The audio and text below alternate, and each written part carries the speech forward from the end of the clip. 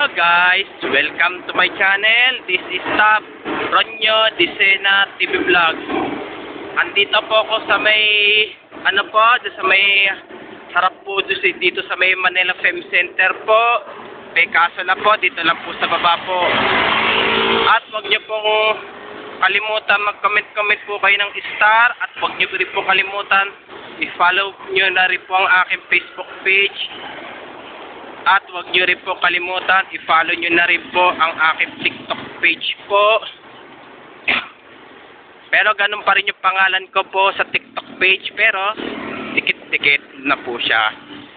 Tara po! Pero ito po, ang Manila Film Center po. Ay, ito, pinatayo po ni Imelda Marcos po noong 1981 po. Itong pinatayo po. Pero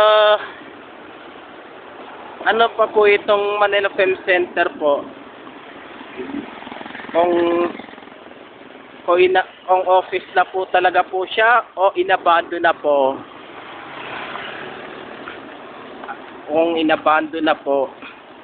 Yung sinasabi, ang dami po talaga nagpaparamdam talaga po dyan sa loob po. Gawa po kasi po noon, ang daming construction po ang nasawi po. Ang daming construction po nasawi po. Tapos, kaya paano ang daming construction po namatay. Gawa po kasi, gumuho po yung Manila Film Center po.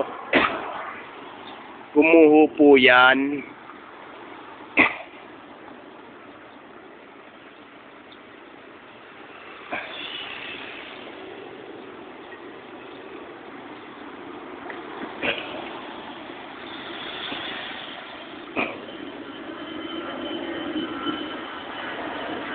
Ito, may tao pa rin po at puto dyan sa loob po, may labas-pasok po dyan.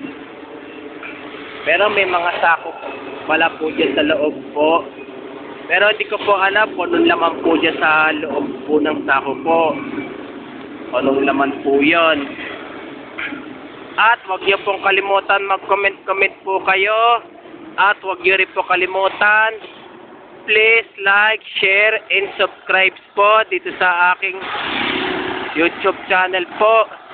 Thank you for watching.